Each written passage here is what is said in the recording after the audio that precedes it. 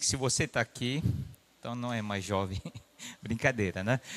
Mas quase 80 jovens lá, fora a equipe que está ajudando lá na cozinha e tudo, temos alguns casais ajudando lá.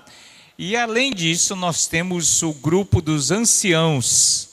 Então, se você não está, se você está aqui, é porque não é ancião também, né? Então, só para confortar, consolar, né? Os que não são jovens, mas ainda não são anciãos, né? Anciãos são aqueles que têm mais de 65 anos. Se você está aqui, está perdendo um café da manhã caprichado ali. Então, ainda dá tempo de pegar lá um restinho de pãozinho lá, tá? Os anciãos, todo ano, já por um bom tempo, nós temos como igreja feito uma homenagem, um reconhecimento. Lá no Japão existe um dia especial dedicado em homenagem aos anciãos. Aqui no Brasil também tem o Dia do Idoso. Você não sabe, mas existe, mas ninguém liga para isso, né? Porque para o comércio não rende muita coisa, não é verdade? Então eles não dão muita atenção, mas no Japão existe, é uma data especial, é um feriado. Então nós temos como igreja procurado reconhecer o valor deles, né? Assim como a gente tem o Dia da Criança, então como igreja a gente tem procurado valorizar essas pessoas, e muitas dessas pessoas foram o início dessa igreja aqui, né? Batalharam ali no início, então é muito importante isso. Eu não me preocupo muito se a igreja está cheia, está vazia, se tem muita gente ou não. Então, assim, já teve época que me preocupei com isso, mas eu procuro todo domingo, no café da manhã, e mesmo na reunião de oração ali, nós oramos para que Deus traga as pessoas certas. Então a gente tem procurado focar nisso, que vocês que estão aqui, Deus os trouxe aqui, e a gente tem procurado pensar, mesmo quando eu preparo, que a gente tem que preparar um melhor independente das pessoas. Eu já dei aula no CTL com 5 alunos lá, fui lá 3 sábados seguidos, 5 alunos lá. Mas tem procurado preparar bem, né? Porque a gente faz para o Senhor, a gente fala tanto, para Deus, né? Então a gente tem que ter isso em mente. E também é importante ter um grupo, se você pensar como que há 30 e não sei quantos anos, quando nós chegamos aqui, teve um culto que era lá no outro salão, nós reunimos ali, e teve um culto que eu lembro bem, nós estávamos em 8 pessoas, contando eu e a Suzana. E 8 pessoas um culto ali. E era só um violão, e naquele domingo, acho que nem violão nós não tínhamos. Então é bom, às vezes, de vez em quando não ter, sabe? Ter só alguns instrumentos aqui. É bom ter pouca gente, para a gente valorizar quando tem mais gente também. Valorizar os jovens que fazem falta aqui. E para arrumar, vamos sentir mais falta ainda aqui. Mas vamos sentir falta, sentimos falta deles, sentimos falta daquele grupo. Dani está no lugar ali que é sagrado para os anciãos ali, tá? Mas é bom isso, porque a gente sente falta, porque fazem parte do nosso grupo, da nossa igreja aqui. Então é muito bom isso, tá? Então eu queria valorizar vocês que estão aqui, e porque Deus os trouxe aqui. Eu tenho pensado muito ultimamente, e calhou na conferência dos homens, né, que nós tivemos, e o tema foi integridade. Então, quando o tema foi definido como integridade, eu gostei muito, porque era o assunto que eu estava pensando, vendo toda essa situação do nosso país, né, e como as coisas estão caminhando, mais preocupado ainda eu fiquei. E hoje em dia, o que está em moda muito assim dentro da internet, o que é fato, o que é fake, né?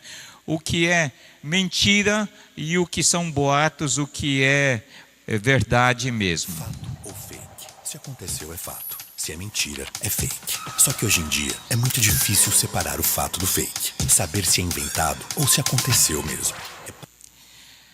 Estava veiculando na Globo essa chamadinha aqui, mas a ideia é assim, é muito difícil discernir entre o que é fato e o que é fake, que é mentira, boato.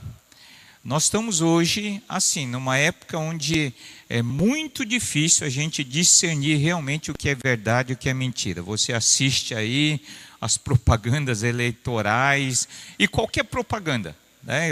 Domingo passado a gente estava compartilhando aqui na IBD que propaganda, na verdade, é uma mentira legalizada. oficializada, né? Porque a maior parte da mentira, né? Que faz isso com o cabelo, que faz isso com a sua aparência, que esse carro faz isso, faz aquilo, na verdade é uma mentira legalizada. E talvez mais do que em qualquer outra época, nós vivemos um tempo onde falta integridade. Integridade se tornou assim uma coisa rara, né? Então, é algo que se procura, e mesmo nas propagandas políticas e tudo, você fica procurando, será mesmo?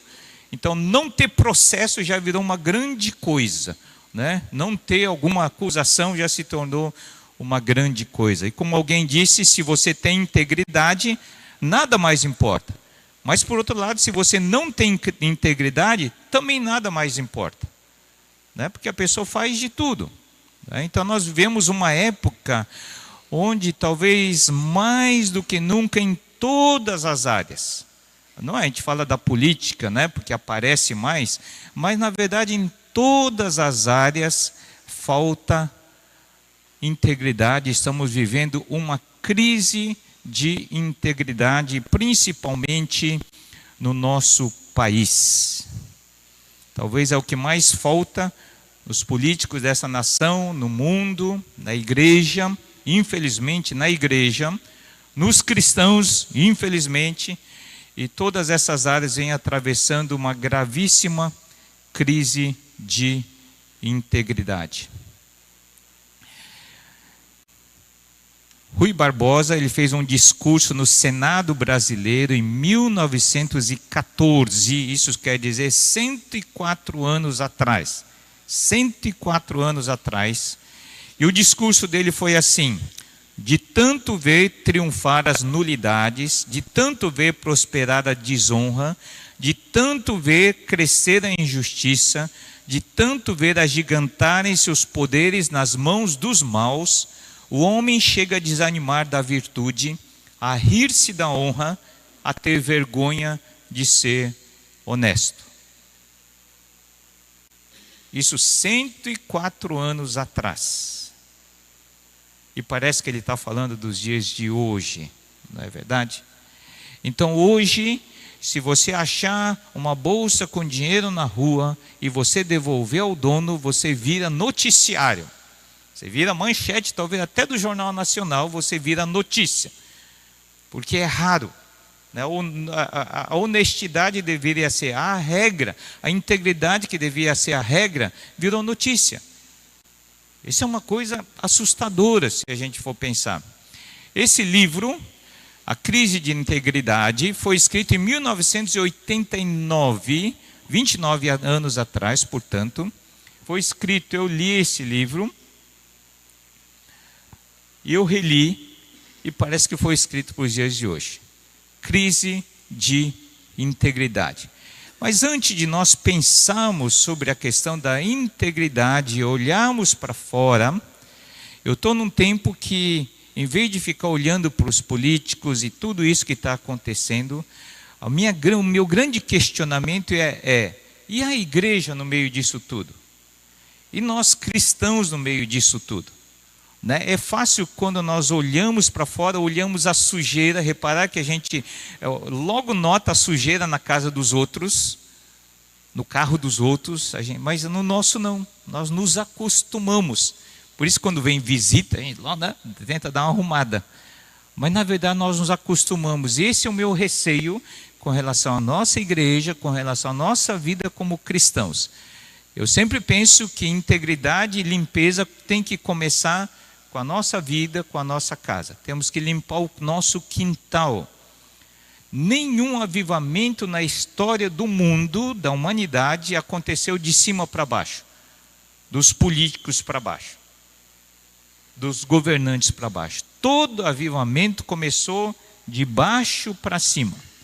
A única vez que tentou-se fazer isso foi com o imperador romano no primeiro século, Constantino, que quis oficializar o cristianismo. Oficializou. Aí quase que matou o cristianismo, porque ele declarou todo mundo cristão. Então, todo avivamento nós temos que pensar, se estamos preocupados com o nosso país, eu creio que deveríamos estar preocupados com o nosso país, nós deveríamos pensar na nossa própria vida, na nossa própria igreja, e ver o que é que Deus tem para falar para nós dentro dessa situação que estamos vivendo.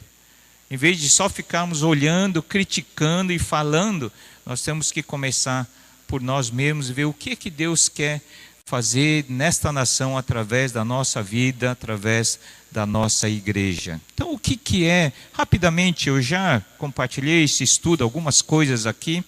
Então, rapidamente, só lembrando, o que é integridade? O dicionário Aurélio diz assim que integridade é inteireza, retidão, algo que é completo, inatacável. O vocábulo integridade vem do latim, que significa fazer inteiro, é uno, uma coisa só, total. Por exemplo, números integrais, inteiros. Integrar é combinar as partes em algo único, um total. Então, integridade tem a ver com totalidade, unicidade, indivisibilidade. Isso é integridade.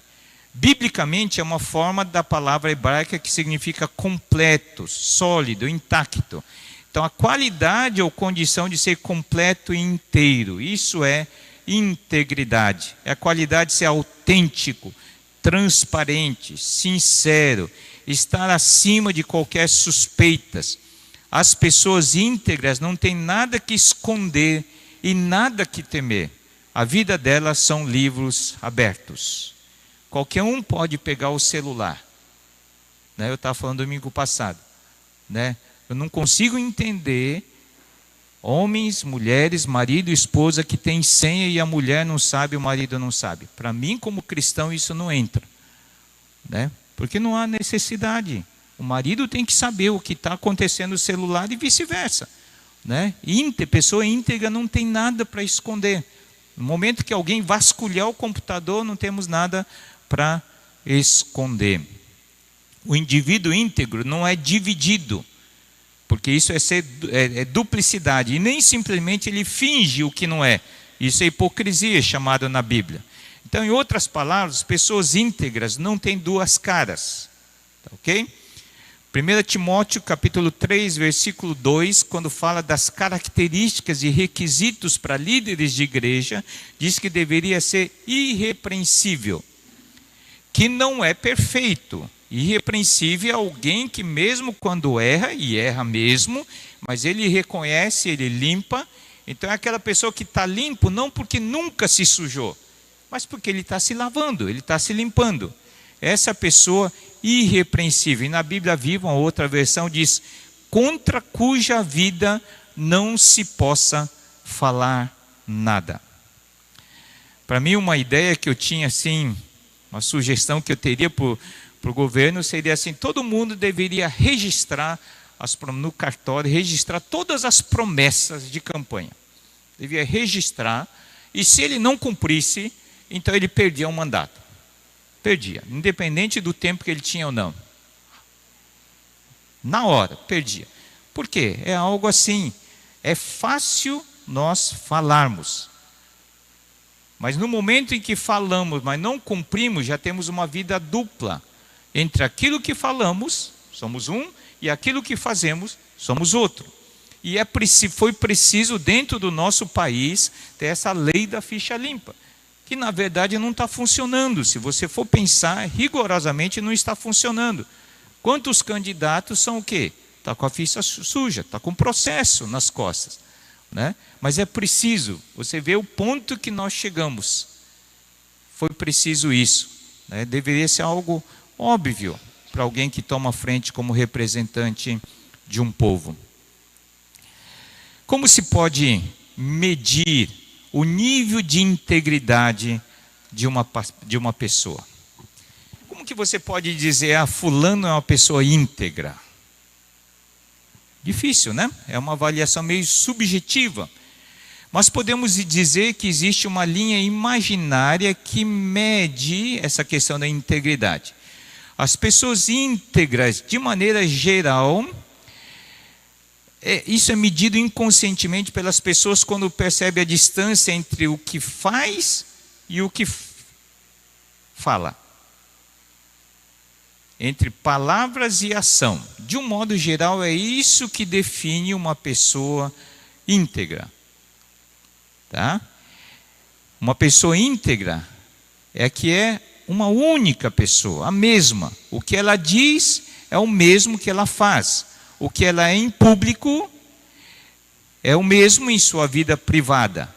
O que está em secreto ali, não tem mais ninguém olhando diante do computador, mas ela é a pessoa que não teria problema se outra pessoa estivesse olhando ali ao lado. Isso é uma pessoa íntegra.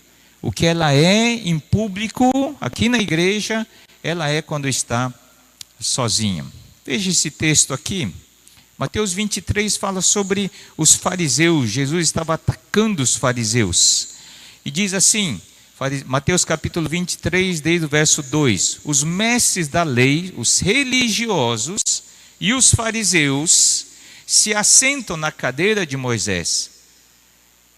Aí Jesus está falando para o povo, não para os religiosos. Obedeçam-lhes e façam tudo o que eles lhes dizem, mas não façam o que eles fazem, pois não praticam o que pregam.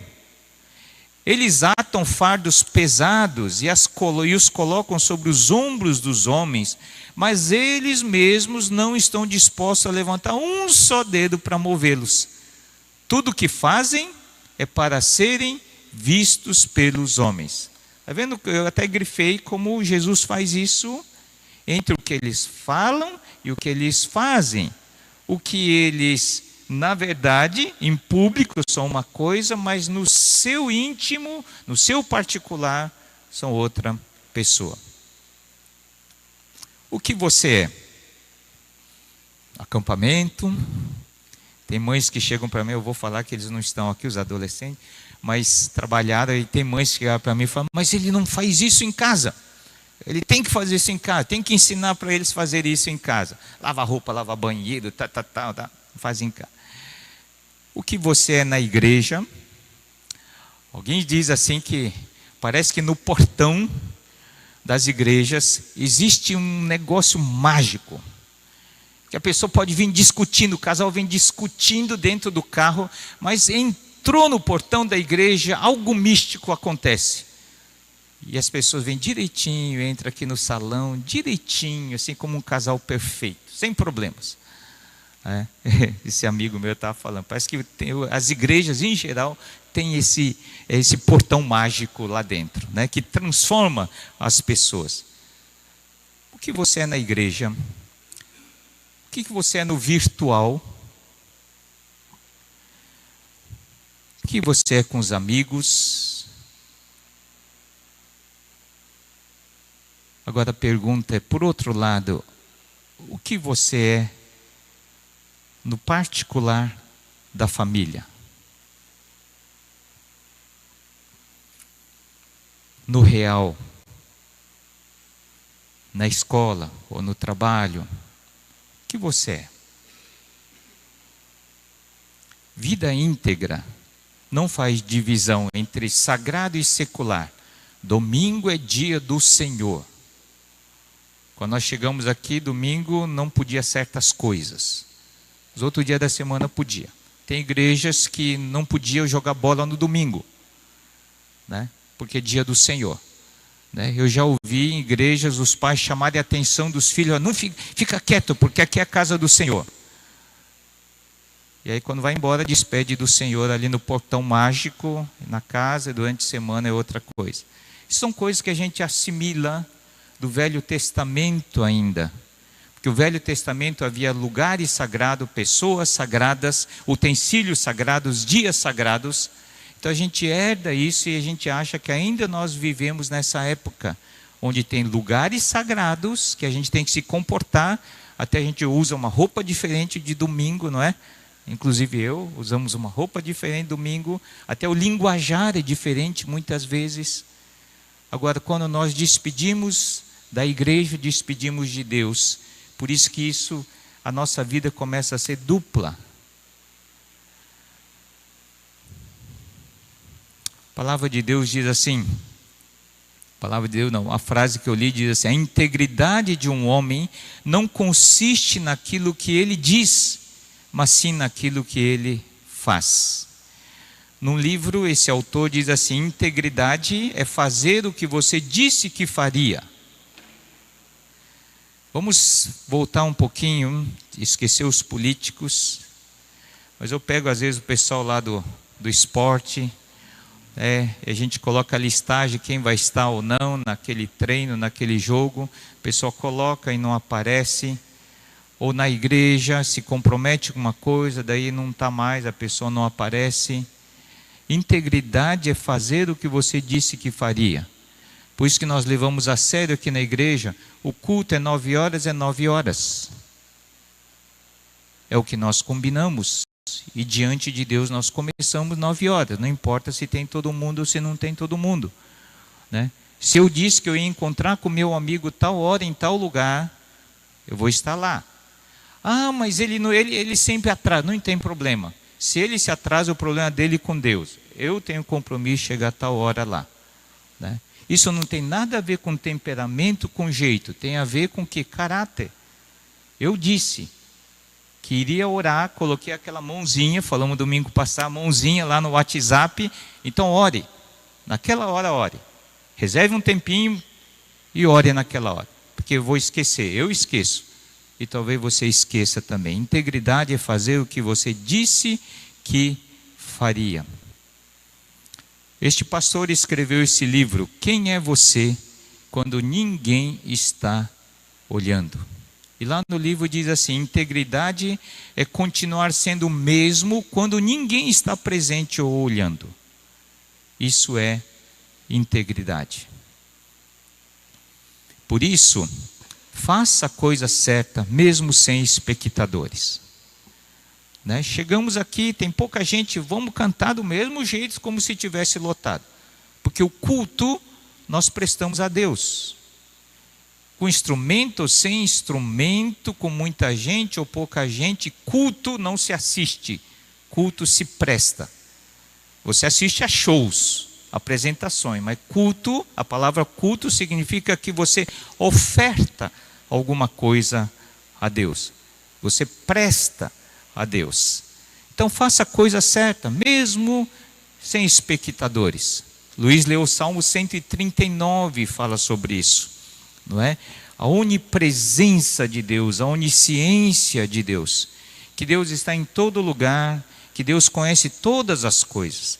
A onisciência de Deus, como diz lá no Salmo 39, é assustador quando a pessoa quer fugir de Deus. Quando ele está fazendo coisa errada, a onisciência de Deus é assustador. Mas por outro lado, como disse um cântico que nós cantamos, é muito confortador saber que Deus sabe tudo sobre nós. Quanto da sua oração e da minha oração foi aquela oração que diz, Senhor, o Senhor sabe o que eu estou sentindo. Não é verdade? Isso é muito confortador, é muito encorajador, né? Sabemos que Deus conhece todas as coisas. Não é verdade? Agora, se estamos fazendo coisa errada, isso a gente vê desde as criancinhas, né? Está fazendo coisa errada, tentando se esconder dos pais, os pais logo percebem que fez alguma coisa errada. Né? Foi o que Adão tentou fazer, Adão e Eva tentaram fazer. Né? E Deus foi atrás, Adão, onde estás? Onde estás? Deus não sabia? Sabia. Mas Deus deu a chance para Adão e Eva falar, Senhor, nós estamos aqui, estamos escondendo de vergonha, porque fizemos algo que não deveríamos fazer. E talvez isso poderia ter mudado o rumo da humanidade. Não é verdade? Né? Então, a onisciência de Deus é muito bom. Pois temos que fazer o que é certo, mesmo que ninguém esteja olhando. Caráter, como alguém definiu, não é o que você publica nas redes sociais. As famílias são perfeitas no Facebook. Os casais são perfeitos. Todo mundo é lindo, todo mundo é lindo. Mas não é isso, E integridade não é o que você publica nas redes sociais, mas é aquilo que você vive de verdade. E como a outra pessoa escreveu, o errado é errado, mesmo que todo mundo esteja fazendo. E o certo é certo, mesmo que ninguém esteja fazendo. Então, integridade não depende de quem está olhando, e não depende também do quê? De que todo mundo esteja fazendo ou não. Integridade é algo diante de Deus. Eu faço o que é certo, porque diante de Deus é certo, mesmo que ninguém esteja fazendo. Porque nós estamos vivendo uma época onde mas todo mundo faz.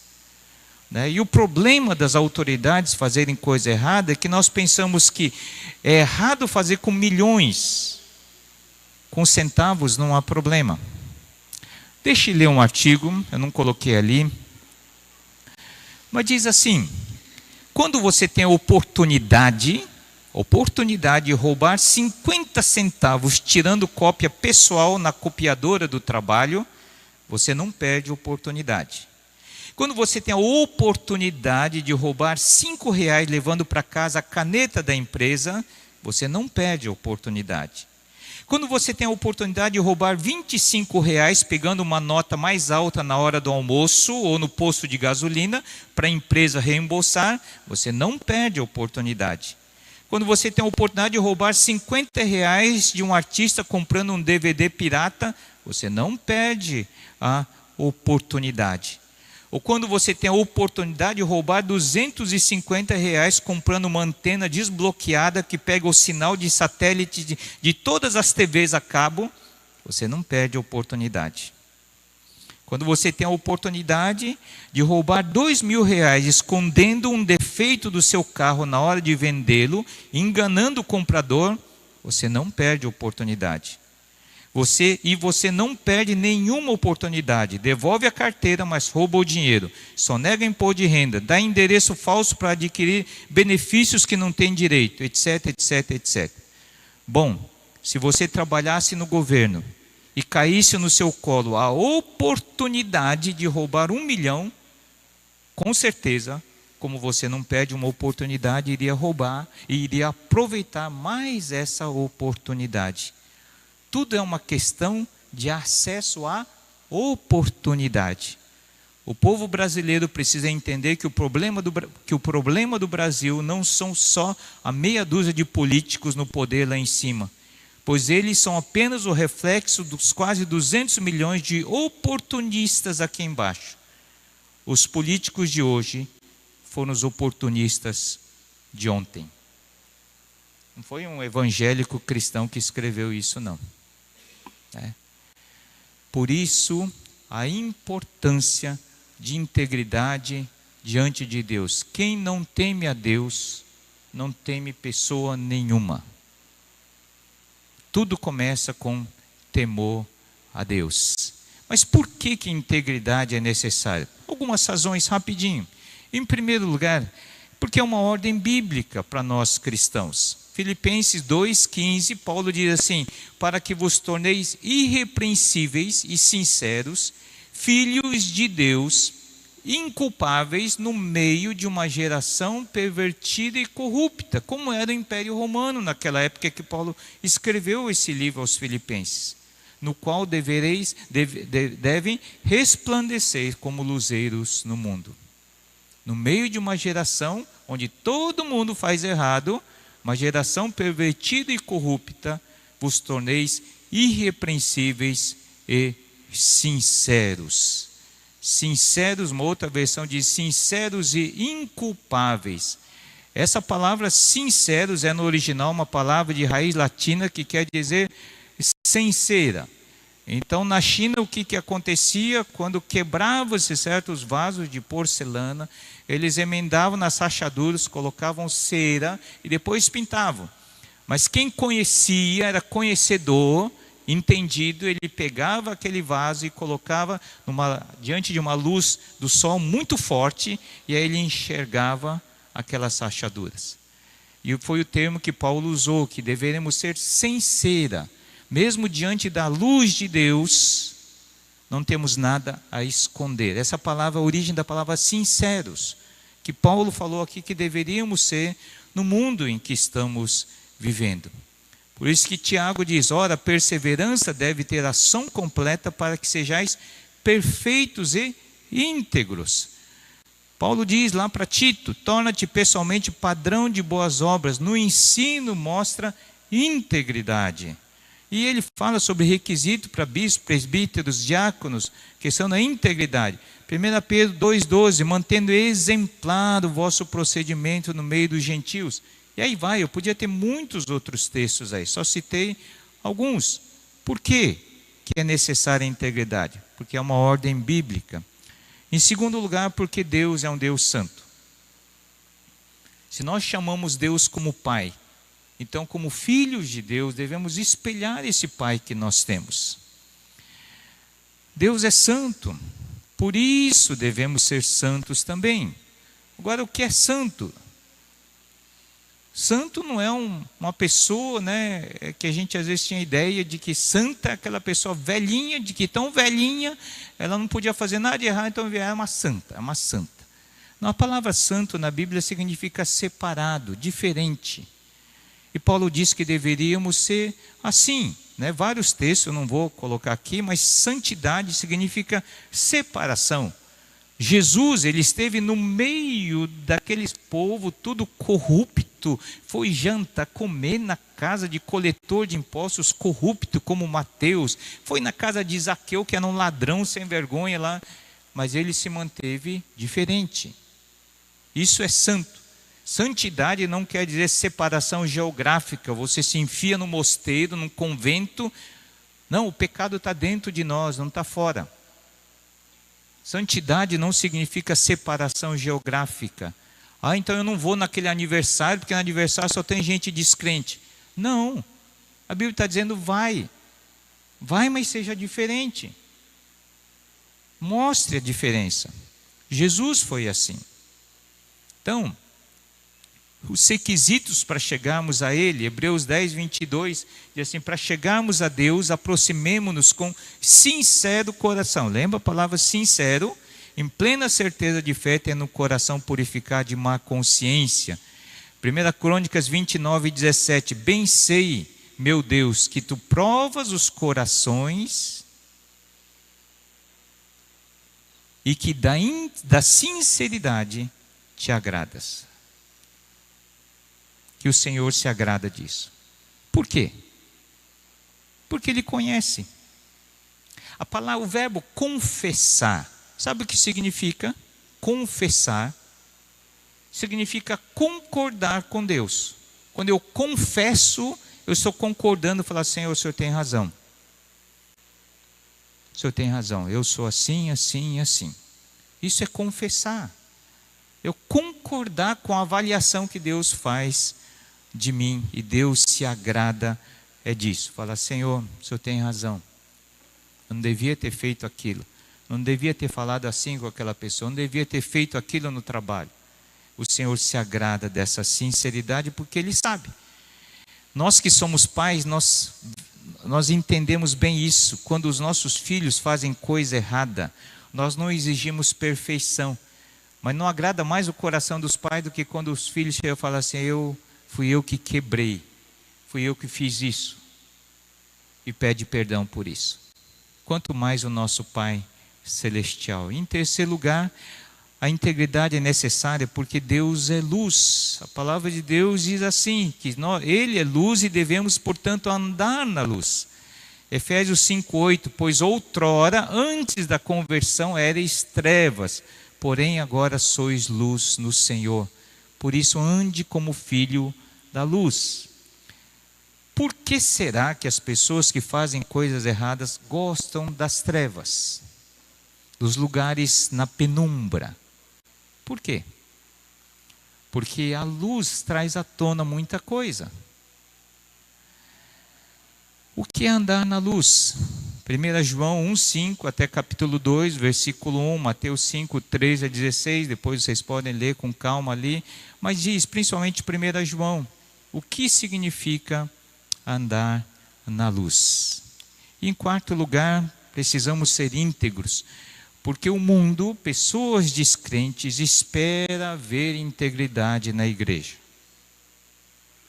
Eles estão acostumados com falta de integridade na política, no comércio, na sociedade, na propaganda, mas eles gostariam de ver integridade na igreja.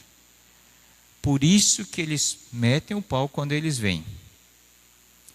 E é assustador como ver que a igreja, quando nós vemos que a igreja está perdendo isso. O mundo espera ver.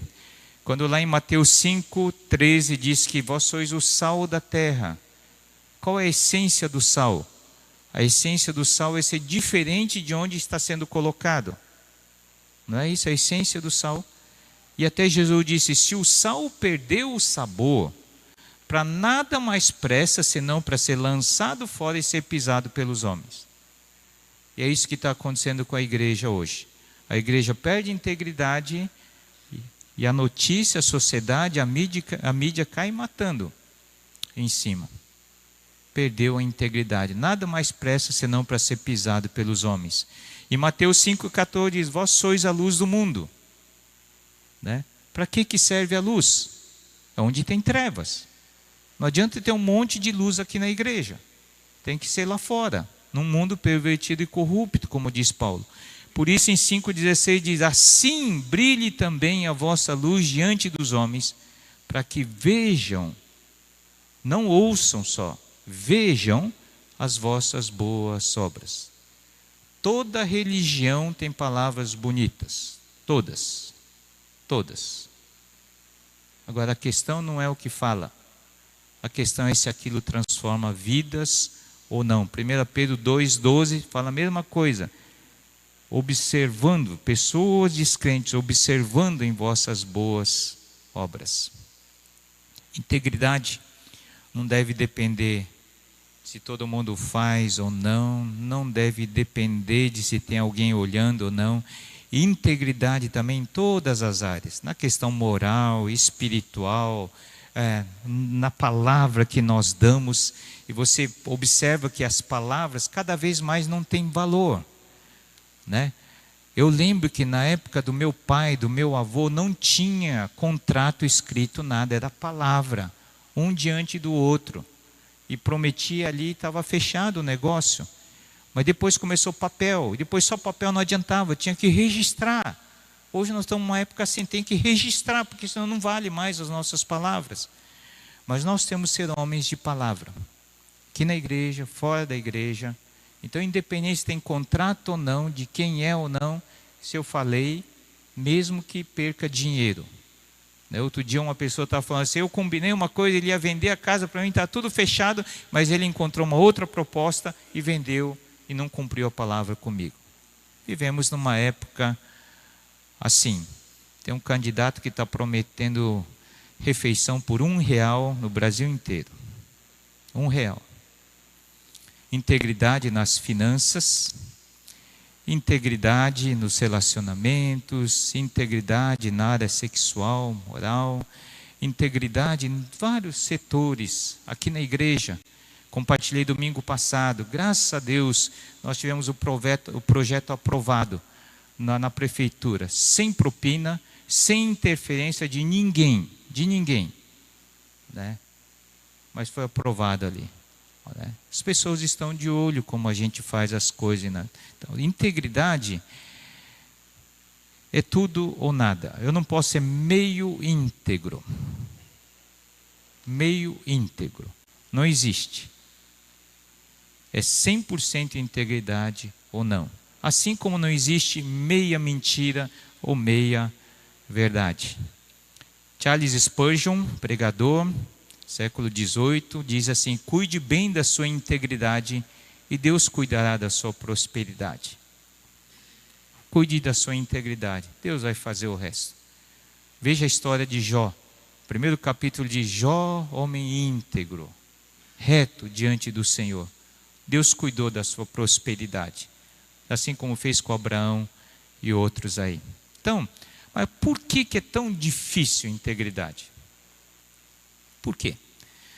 Primeiro porque o nosso coração, desde quando nascemos, criancinha, já é corrupto, né? Já faz manha para conseguir coisa dos pais ali, né?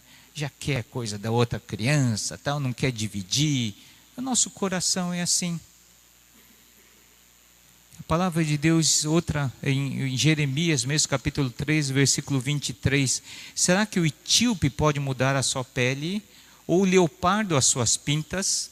Claro que não. Assim também vocês são incapazes de fazer o bem, vocês que estão acostumados a praticar o mal. Por isso que quando a palavra de Jesus quis definir o que é salvação, o que é conversão, ele diz o quê?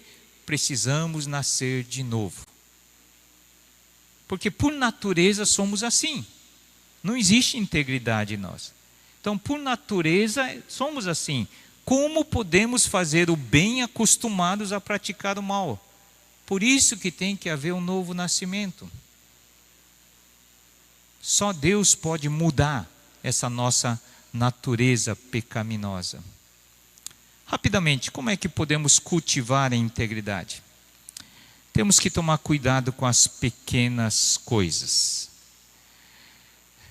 Eu falei no grupo da IBD domingo passado, que eu aprendi lá na conferência dos homens. Integridade vai corroendo nas pequenas coisas, pequenas concessões. Lembra desse artigo que eu li? 50 centavos, é uma coisinha, não tem problema, né? Nós temos algo que se chama consciência, nós vamos fazer um estudo na IBD sobre isso. Consciência. A consciência foi dada por Deus, colocada em nós, para podermos discernir o que é certo e o que é errado. E nós nascemos com isso, mas dependendo da sociedade, do meio que nós crescemos, dependendo da formação familiar, dependendo da influência dos amigos, da mídia, etc., essa consciência vai sendo amortecida, anestesiada. 50 centavos não é problema, mas vai aumentando, pouco a pouco. Já leram aquele artigo, aquela ilustração sobre a rã na chaleira? Se você coloca a rã, não fiz isso não, mas na chaleira, na água, numa panela com água quente, ele pula. Mas se você coloca na água fria, ele fica boiando, e você vai esquentando a água, e a água vai esquentando, ele não vai percebendo e ele morre cozido. Consciência é assim, né? Pequenas concessões que vamos fazendo na nossa vida, que não são mentira grande, não são pecadões, não é roubo de 1 milhão, mas são pequenas coisas. Uma mentirinha às vezes para a esposa, senão ela vai ficar chateada. Para um amigo, né? Deu furo, mas inventa uma outra desculpa para falar. Pequenas coisas, pequenas concessões. E de repente, estamos fazendo com as coisas grandes. Os políticos não precisam de mais dinheiro. Todos eles são ricos, pelo menos do primeiro escalão. Mas por quê? Na parábola dos talentos, lá fala que Jesus confia em diferentes graus, né, de talentos, que era dinheiro. Depois, quando presta conta, ele diz: muito bem, servo bom e fiel, você foi fiel no pouco, nas coisas materiais,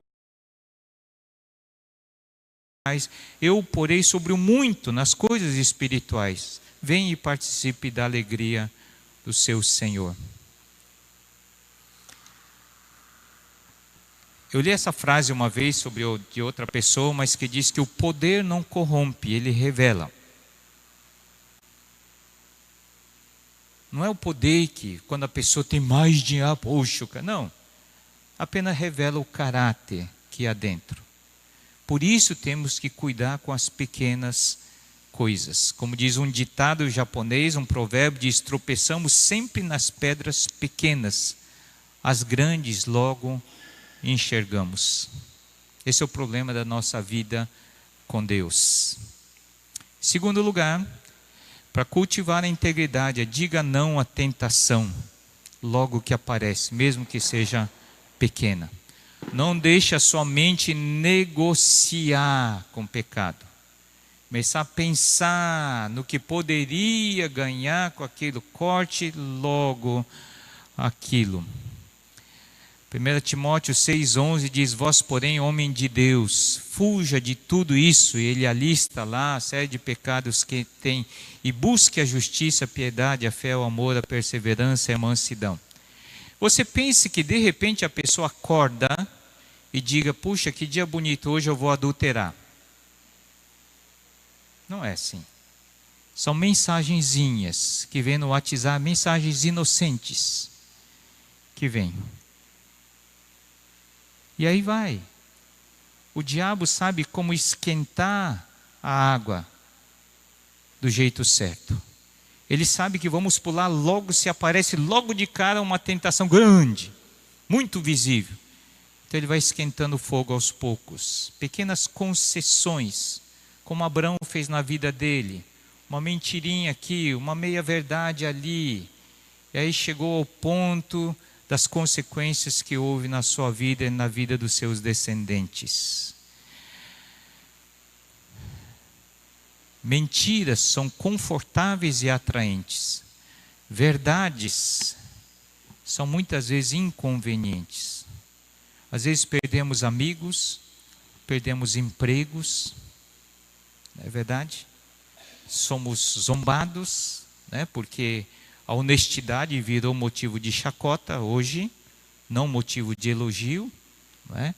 Então, o esperto no Brasil é fazer o que é errado sem ninguém descobrir. Isso é o esperto, não é verdade? Então vivemos num mundo assim.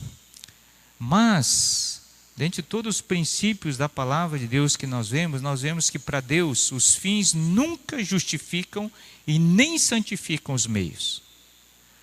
Nós vamos, o templo que vamos construir, né, Jônia? É para Deus. É para Deus. Né? Não. Os meios não justificam os fins. Lá no Velho Testamento, o rei Saul, ele fez algo errado, desobedeceu a Deus. Porque eles deveriam, na batalha que eles iam ter com os amalequitas, Deus disse, vocês destroem tudo. Tudo. Porque era o juízo de Deus sobre aquela nação idólatra, totalmente pagã. E Deus falou para o rei Saul, destrói tudo, mesmo tudo, animais, coisas, tudo. Mas Saul, ele guardou o melhor. Inclusive animais que estavam melhores. E quando Deus pegou no pé dele, ele falou, Senhor, na verdade eu queria oferecer em sacrifício ao Senhor. É para o Senhor. E a sutileza da coisa é o Senhor. Eu faço uma coisa errada, mas eu vou dar o dízimo para a igreja. Vou dar o dízimo para a igreja. Nosso coração é enganoso, é mais podre do que nós pensamos. Terceiro lugar, se você quer cultivar a integridade, não separe vida pública de vida privada. Nós já falamos sobre isso. Seja a mesma pessoa no domingo e outros dias da semana. E eu espero que no domingo seja, e não ao contrário, né? Aquilo que somos no evento da igreja, aquilo que somos diante do computador quando ninguém está vendo, mas que a gente não tenha nada para esconder diante do Senhor. A palavra de Deus diz em 1 Samuel 16:7, Samuel impressionado com os filhos de Jessé para escolher o futuro rei, ele estava impressionado e logo queria escolher o mais bonitão, mais alto, que tinha mais porte de rei, e nenhum foi aceito por Deus. E quando Deus, através de Samuel, escolheu Davi, e ele falou essa frase para Jessé: o Senhor contudo disse a Samuel, o Senhor não vê como homem, o homem vê a aparência, mas o Senhor vê o coração. Não é como alguns jovens já vinham interpretar, dizendo, o Senhor não liga para a aparência, então eu visto de qualquer jeito. Não, não é. O Senhor não vê só a aparência, Ele vê além do que isso. Eu fico impressionado quando eu vou fazer alguns exames, seja meu ou da Suzana, e ver os exames ali de imagem, impressionante hoje, ver coisa, eu não consigo entender na minha mente muito limitado, não consigo ver o negócio do som, do ultrassom, e aparece lá o coração batendo, e aparece os problemas ali e tal. Eu fico pensando, puxa, Deus vê lá dentro do meu coração, não só os órgãos, mas Deus vê o que eu penso, a minha motivação e tudo. Por isso, não separe a vida pública de vida privada. Essa ilustração aqui, essa charge, foi baseada num acontecimento real de um filho que ele falou isso na igreja, que ele gostaria de morar na igreja, porque ali o pai era muito amoroso com a mãe, que o pai era diferente na igreja, então ele queria morar na igreja. Eu espero que meus filhos, seus filhos, não tenham esse tipo de desejo, né? Querer o pai e a mãe da igreja, porque o pai e a mãe da igreja são amorosos, são cuidadosos, atenciosos. E se o Estado, o governo, ordena aquilo que Deus proíbe, ou proíbe aquilo que Deus ordena, então nosso simples dever cristão é resistir, disse John Stott. Domingo que vem, na hora da EBD, nós vamos tocar um assunto, a liderança pediu, eu com temor e tremor, comecei a preparar, já tinha dado um tempo atrás, mas eu tenho que revisar, estou tendo que revisar tudo. Nós vamos começar a tocar sobre o assunto da homossexualidade. Eu sei que eu vou comprar briga, talvez a nossa igreja vai comprar briga, mas eu não posso simplesmente porque o Estado, o governo está decidindo coisas aí, né, que é totalmente contra a palavra de Deus. Eu não posso simplesmente omitir disso, de pregar que é a palavra de Deus, não é contra aqueles que pensam diferente, mas de ensinar a igreja qual é a posição de Deus com relação a esse assunto, mesmo negócio de gêneros e coisas assim. Tem muita coisa correndo lá no Congresso para ser aprovado ou não. Então, isso é integridade, né? A igreja hoje existe porque homens pagaram o preço da própria vida e não abriram mão de ficar no lado de Deus. Por isso que nós temos a nossa fé hoje de uma forma livre e aberta, porque homens pagaram esse preço no passado. Falando ainda sobre os fariseus, diz assim, 23, ai de vocês, mestres da lei e fariseus hipócritas, vocês limpam o exterior do copo e do prato, e ele era muito rigoroso nisso, mas por dentro eles estão cheios de ganância e cobiça. Deus está falando que vocês estão tão preocupados com os rituais, mas não estão preocupados com o seu interior.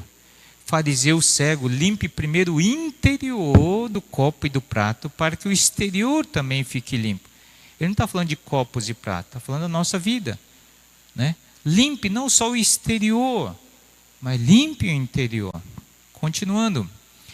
Ai de vocês, mestres da lei e fariseus hipócritas, vocês são como sepulcros caiados, muito bonito por fora. Hoje são esses jardins, mas antes tinha verdadeiros palácios quase por fora, mas por dentro estão cheios de ossos e todo tipo de imundície.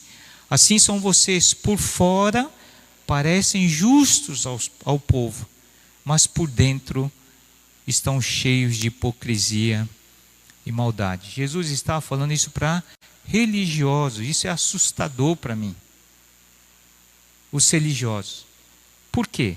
Porque os pecadores, os publicanos, os ladrões, os roubadores, os coletores de impostos, eles tinham consciência de que eles eram pecadores. Agora, religioso não. O mais perigoso, e a palavra de Deus é voltada para nós, o mais perigoso é para nós religiosos, que viemos domingo, lemos a Bíblia, oramos, cantamos. Esse é o mais perigoso, porque nós achamos que estamos bem e achamos que somos melhores do que outros. Por isso, conhecimento sem integridade é perigoso e terrível. A maior parte das religiões foram criadas, e heresias foram criadas por pessoas que passaram por seminários evangélicos. Muito conhecimento, muita teoria, mas que não transformou vida. Mantenha sua consciência limpa. A palavra de Deus diz em 1 Timóteo 1,19, mantendo a fé e boa consciência, porque alguns rejeitaram a boa consciência e naufragaram na fé. Fé e boa consciência, como os nossos dois pés, andando, precisamos dos dois, fé e boa consciência. A igreja precisa e você precisa, né? Senão nós acabamos naufragando na fé. Não se permita caminhar com pendências em nenhuma área da sua vida. Na dúvida, diga não. A consciência é algo que sempre tem que estar alinhada com a palavra de Deus. Só a consciência não é confiável. Porque para uns a consciência já não acusa mais. A pessoa pode falar mentira, roubar, até matar, não acusa mais. Porque é uma consciência cauterizada, que é sinônimo de anestesiada. É como a sua gengiva que você passa lá no dentista, anestesia, você está mordendo os lábios e machucando a sua própria boca, porque você já perdeu a sensibilidade. E por isso a palavra de Deus assim, quer manter, cultivar a integridade, então cuide da sua consciência, aquilo que Deus está falando, mostrando, não jogue fora, Deus está falando ao seu coração e ao meu coração. Portanto, se você estiver apresentando sua oferta diante do altar, é ali se lembrar que seu irmão tem algo contra você, tem alguma pendência, deixe a sua oferta, quer dizer, saia dali e vai acertar essa pendência com o seu irmão. Concluindo, a pergunta é: quem é você quando ninguém está olhando? Quem é você quando ninguém está olhando? Charles Spurgeon mesmo disse: você pode ocultar sua fraqueza de seu melhor amigo, mas não a esconderá nem de Deus e nem de seu pior inimigo. Deus sabe os nossos pontos fracos. Não, o diabo sabe também os nossos pontos fracos. Ele não é onisciente de tudo, mas ele tem uma hoste espiritual e sabe os nossos pontos fracos. E ele sabe onde atacar. Ele sabe que o nosso ponto fraco é quando estamos sozinhos. Ele sabe que o nosso ponto fraco é quando vamos a certos lugares, quando lemos certas coisas. Ele sabe tudo isso. Então, nós precisamos cuidar, é melhor acertarmos diante de Deus do que deixar a porta aberta, a brecha aberta para o nosso inimigo. Jesus é o único que sabe o pior de você, de mim. Apesar disso, Ele é o que mais te ama. Que bom, que bom. Graças a Deus que nós não precisamos tentar manter essa vida de aparência e duplicidade. Por isso o desafio nessa manhã é: vamos tirar as nossas máscaras, porque Deus já sabe o que está por trás dela. Ele sabe que nós não somos assim. Ele sabe disso. Se tu olhares para mim, lembra que nós cantamos? O que ele vai ver? Nada encontrarás de bom. Acabamos de cantar isso. Então ele sabe a outra face. Ele sabe. Não precisamos esconder, né? E é um alívio pensar que nós não precisamos esconder, tirar a máscara e o Senhor nos aceita daquele jeito. Não quer que continuemos assim, mas Ele nos aceita do mesmo jeito. Não tente consertar a vida, viver uma vida íntegra na base da sua própria força, da base da própria capacidade. Eu não consigo. Não consigo, se não for por Deus. 2 Crônica 16:9, eu gosto muito desse versículo, diz: porque quanto ao Senhor, seus olhos passam por toda a terra, procurando, a ideia é procurando, para mostrar-se forte para com aqueles cujo coração é perfeito? Não, é íntegro, porque a palavra é totalmente dele, inteiro, por inteiro, né? Com os podres, com aquilo que ele sabe de pior sobre nós. Mas Ele quer assim, porque justamente quando nós reconhecemos isso, Ele começa a trabalhar na nossa vida. E não é fácil. A Suzana, ela tem me chamado muitas vezes a atenção no trânsito. Eu fico... Estranho de Belém está doido, muito doido, né? É gente na contramão, moto, eu falo assim...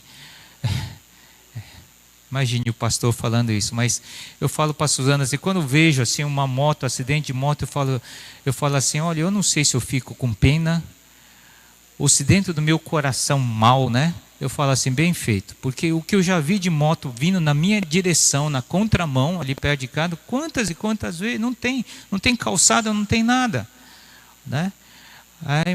Mas Suzana fala: calma, cuida do seu coração. E às vezes a gente precisa ouvir as pessoas, porque Deus usa pessoas para serem espelhos para nós. Aí eu vi que eu estava fazendo muito, tendo essa atitude de justiceiro, não é de justiça, sabe, de justiceiro, né? E não é assim que se resolve as coisas. Quando Jesus ia sendo preso ali no jardim, Pedro já chegou e foi cortando a orelha do soldado. E Jesus disse assim: olha, não é assim que resolve as coisas. Não é assim. Moisés ficou irado com a escravidão que o seu povo hebreu estava sofrendo na mão dos egípcios. O que ele foi? Foi lá, apartou uma briga e matou um egípcio. O que ele queria fazer? Matar todo o povo egípcio com as próprias mãos. E Deus teve que trabalhar no coração de Moisés durante 40 anos. Para ele ser considerado o homem. Sabe qual foi o adjetivo que foi dado a ele? O homem mais manso sobre a terra. Aquele que matou o egípcio, né? Deus teve que fazer isso com Pedro também, né? E Deus tem que fazer comigo no trânsito e com você em outras áreas, eu não sei qual é, mas Deus quer trabalhar, Ele está procurando pessoas que chegam e falam: Senhor, eu sou assim, eu preciso que o Senhor trabalhe na minha vida, eu preciso disso. É assim que começa a mudança no nosso país. Esse cântico que eu queria terminar, o título é Pra Cima Brasil, foi escrito por João Alexandre em 1991. Foi escrito essa música. É só uma parte da música, mas à medida que o cântico fala assim: olha para cima, Brasil, mas eu queria que colocássemos o nosso nome, para você e eu olharmos para cima, e a limpeza começar no meu coração, no meu quintal, na minha família, na minha firma, no meu trabalho, na nossa igreja, e assim aquilo vai se alastrando. Que Deus nos abençoe. Preste atenção nessa música. Onde andará a justiça, outrora perdida?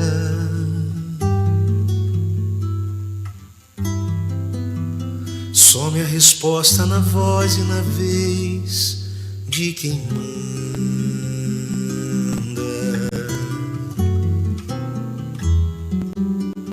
Homens com tanto poder e nenhum coração.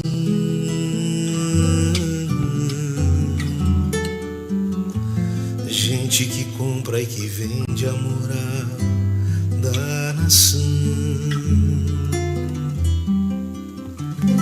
Brasil, olha pra cima.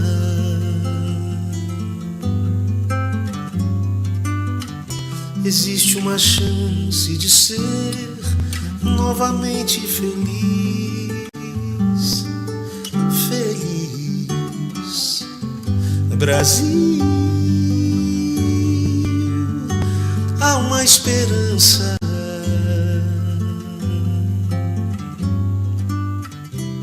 Volta teus olhos para Deus, o justo juiz. Senhor, antes de pensarmos sobre o Brasil, olhar para cima, como diz aquele cântico, a começar em mim quebra corações. Então que essa limpeza, Senhor, aquilo que eu desejo, que nem aquela propaganda, o Brasil que eu quero. Mas antes de pensar nisso, é o homem e a mulher que Deus quer. A coisa começa por aí, Senhor, dentro do meu coração, do coração de cada um aqui, trabalhando na vida desta igreja, e dessa forma sendo sal e luz no mundo pervertido e corrupto em que nós estamos vivendo. Ó Deus, o julgamento começa na própria casa do Senhor. Então, Pai, abre os nossos olhos, Senhor, sonda os nossos corações como nós cantamos, e ajuda-nos a humildemente reconhecermos, confessarmos, podemos dizer: Senhor, o Senhor tem razão, eu tenho pecado nisto, naquilo, faltado com integridade nessa área, naquela outra. e a clamarmos por graça que nos dê força, Senhor, para ser aquilo que o Senhor espera de cada um de nós. E pelo nosso país nós clamamos por misericórdia, assim como clamamos misericórdia por nós, por nossa igreja. Muito obrigado, Pai, é o que nós oramos em nome de Jesus. Amém e amém.